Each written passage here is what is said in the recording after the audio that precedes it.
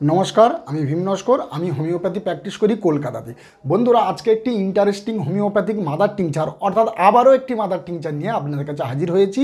Homeopathic medicine, যেটা সম্বন্ধে আজকে আমি আলোচনা করব। আর আজকেকার ওষুধ আপনারা নিশ্চিত থাম্বনেইলে দেখে নিয়েছেন, যার নাম হলো ইউক্কা ফিলামেন্টোসা হোমিওপ্যাথিক মেডিসিন। এটি মাদার টিংচার এবং 3x ও 6x পাওয়ারে সবথেকে বেশি পরিমাণে ইউজ করে। আমি আমার ক্লিনিকে মাদার টিংচার রূপে ইউজ করি। আর আমি আমার ক্লিনিকে কোন কোন ক্ষেত্রে এই মেডিসিনটিকে ইউজ করি সেটা ডিটেলস আপনাদের কাছে জানকারি দেবো। আর এই মেডিসিনটা যে ক্ষেত্রে ইউজ হয় ঠিক সেই ক্ষেত্রে অন্য মেডিসিন সেখানে ফেল মেরে যায়। ওই জন্য কিছু কিছু রেয়ার মেডিসিন আছে যেগুলো কিছু স্পেসিফিক জায়গায় কাজ করে, যার জন্য সেখানে অন্য কোনো মেডিসিন এসে দখল করতে পারে না। একমাত্র যদি কনস্টিটিউশনাল মেডিসিন মিলে যায় তো ভালো, না হলে এই সব মেডিসিনগুলো সেই সব জায়গাতে খুব বেটার, খুব ভালোভাবে কাজ করে। আর আমি বুকে হাত দিয়ে বলতে পারি 99% ডাক্তার এই ওষুধটিকে ব্যবহার করে না। অর্থাৎ 99% ডাক্তার এই ওষুধটা মাদার টিংচার বা 3x বা 6x পারে অনেকেই ইউজ করে না, কয়েকটা ডাক্তার এই মেডিসিনটিকে ইউজ করে। তো হোমিওপ্যাথিতে কোন কোন ক্ষেত্রে এই মেডিসিনটা আমরা ইউজ করতে পারবো, বিশেষত আমি আমার ক্লিনিকে ইউজ করি। দেখুন, পেটের ব্যথা কী জন্য হবে? গ্যাসের জন্য হবে, গ্যাস্ট্রাইটিসের জন্য হবে। কিছু খেলে পেটের ব্যথা, পেটে একটা চাপ, ভারী ভারী অনুভব হবে, পেটের মধ্যে গ্যাস হবে, অম্বল হবে, এবং তার সাথে পিত্তের সমস্যা। অর্থাৎ দেখবেন গ্যাস অ্যাসিডিটির নাম আপনারা সবসময় শুনেছেন, কিন্তু গ্যাস অ্যাসিডিটির সাথে পিত্তের সমস্যা। অনেকে বলে না যে তোর মুখ তেতো হয়ে যাচ্ছে, তেতো ঢেকুর আসছে, পিত্তি বেড়ে গেছে, শরীর ঠান্ডা করো।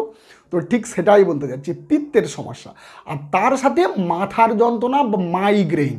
ভালো করে শুনবেন, মাথার যন্ত্রণা থাকবে, মাইগ্রেন থাকবে, ফ্রন্টাল হেডেক, এবং তার সাথে পিত্তের সমস্যা, গ্যাস অ্যাসিডিটি।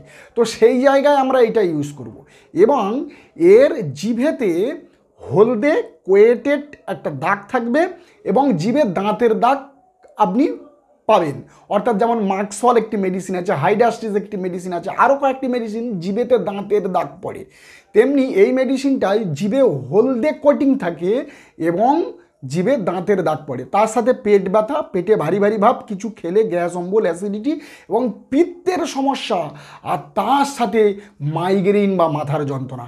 আর এটা যদি দীর্ঘদিন ধরে চলে বা পুরাতন কোনো সমস্যা হয়, এই পিত্তের সমস্যার সাথে মাইগ্রেন, তাহলে সেখানে আপনারা এই রেয়ার হোমিওপ্যাথিক মেডিসিন ইউক্কা ফিলামেন্টোসাটাকে দেওয়া একদমের জন্য ভুলবেন না। অবশ্যই মাথাতে আনবেন, এই মেডিসিনটা very good result, miracle result.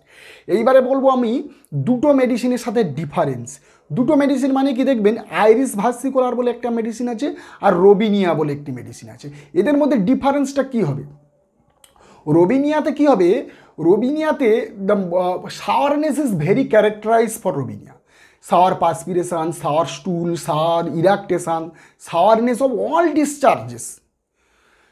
Sourness is very characterized for Robinia. That is GM indication for prescribing Robinia. Robinia, there is a gastric headache. Along with that, constipation, which is very, very classical for Robinia. Next, iris versicolor. More burning to the entire alimentary canal. Right from the throat goes down the stomach. So the lot of burning. Along with that burning, you have a gastric headache and you have a constipation. So that important for iris versicolor. Next, Yucca filamentosa. Yucca filamentosa is a very good medicine, useful medicine, very close related remedy where you find this kind of bilious headache. But whenever you think what is different between gastric headache and bilious headache, in case of bilious headache is more bitterness. Bitterness is very characterized for Yucca filamentosa. Bitter eructation, bitter vomiting. অর্থাৎ তার বমিতে তেতো ভাব এবং তার মুখেতে সবসময় তেতো আস্বাদ। তাহলে কি হলো না, আইরিস ভার্সিকুলার কি হচ্ছে, more burning to the entire alimentary canal.